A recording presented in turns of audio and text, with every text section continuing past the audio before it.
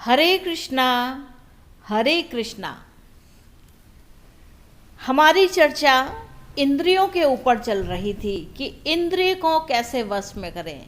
हमने जाना था कि जिस प्रकार पानी में तैरती हुई जो नाव है उसको प्रचंड वायु दूर बहा के ले जाती है, उसी प्रकार इंद्रियों में से कोई एक हमारी इंद्रियां क्या, जिसे हम देखते हैं, जैसे हम सुनते हैं, जैसे हम स्वाद लेते हैं, जैसे हम किसी चीज़ की बात भी करते हैं, यह सब इंद्रियां हैं जिसमें हम आनंद का अनुभव लेते हैं।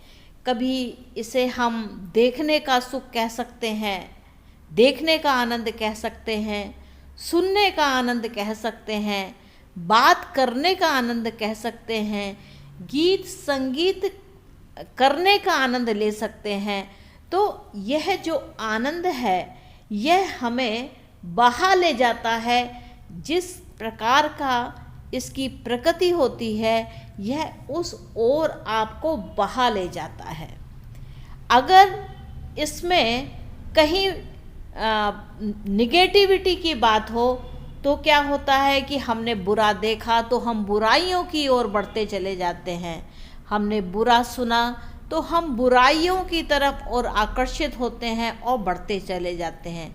लेकिन इंद्रियों को जो वश में करने की बात है, इंद्रियों को कैसे वश में किया जाए कि इंद्रियां पॉजिटिव तरीके से, धनात्मक तरीके से ब्रह्मा में लीन होने की बात कहें, आनंद में लीन होने की बात कहें, यानी कि कृष्ण के आनंद में रहें, उस आनंद में रहें जिसमें किसी भी प्रकार का कोई दोष ना हो।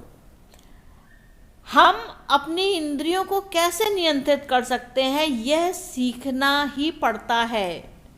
अगर हम इस जीवन में सुख चाहते हैं तो हमें अपनी इंद्रियों को नियंत्रित करना आना चाहिए। गोस्वामी की जो उपाधि होती है यह उसको मिलती है जिसने सब सीख लिया हो। जैसे कहा जाए तो जिसने यह सीख लिया कि इंद्रियों के स्वामी कैसे बने, यानी कि गो का क्या अर्थ है? गो का अर्थ है इंद्रियां और स्वामी का अर्थ है वश में करने वाला, यानी कि गोस्वामी जिसने अपने समस्त प्रकार की इंद्रियों को अपने वश में कर लिया हो, वह उन इच्छाओं का स्वामी बन गया हो, उन इंद्रियों का स्वामी बन गया हो, वह गोस्वामी। इसलिए जो इंद्रियों को वश में कर सकता है वही गोस्वामी माना जाता है।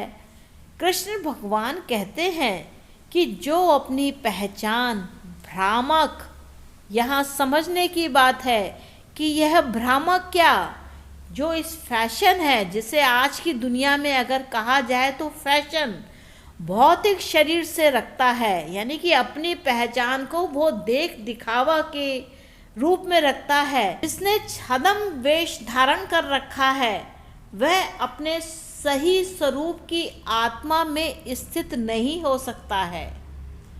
शारीरिक आनंद, चंचलता और प्रमाद और इनके क्षणिक स्वभाव के कारण हम वास्तव में इसका आनंद नहीं ले सकते हैं, क्योंकि मन इतना चंचल होता है कि जो आनंद हमें लेना चाहिए हम उस आनंद को नहीं ले पाते हैं। वास्तविक आनंद आत्मा का है, शरीर का नहीं।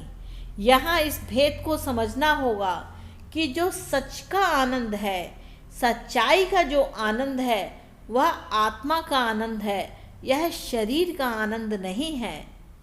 हमें अपने जीवन को इस तरह मोड़ना चाहिए कि हम शारीरिक आनंद के कारण पथ भ्रष्ट ना हो जाएं।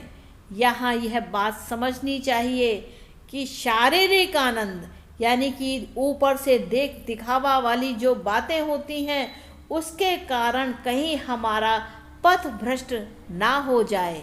यदि किसी प्रकार हम पथ से विचलित हो गए तो हमारे लिए अपनी चेतना को शरीर से परे वास्तविक स्वरूप में स्थापित करना संभव नहीं हो सकेगा।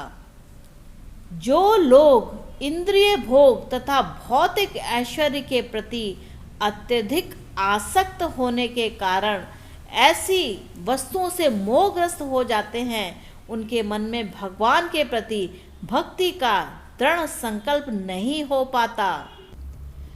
भोगैश्वर प्रसक्तानां तया प्रहद चेतसा व्यवसायित्मिका बुद्धि समाधौ न विधीयते। त्रैगुण्य विश्या वेदा निस्तरैगुण्यो भवार्जुन निर्द्वंदो नित्य सत्वस्थो निर्योग क्षेम आत्मवान।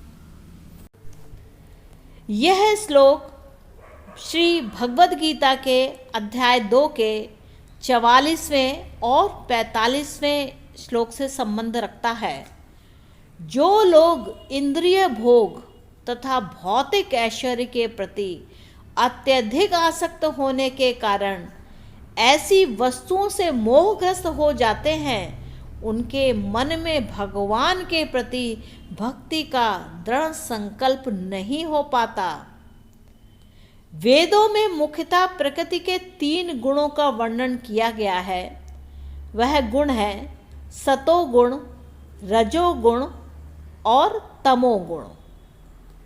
तो प्रभु कहते हैं, हे अर्जुन, इन तीनों गुणों से ऊपर उठो, समस्त द्वंद्वों से और लाभ तथा सुरक्षा की सारी चिंताओं से मुक्त होकर आत्मपरायण बनो।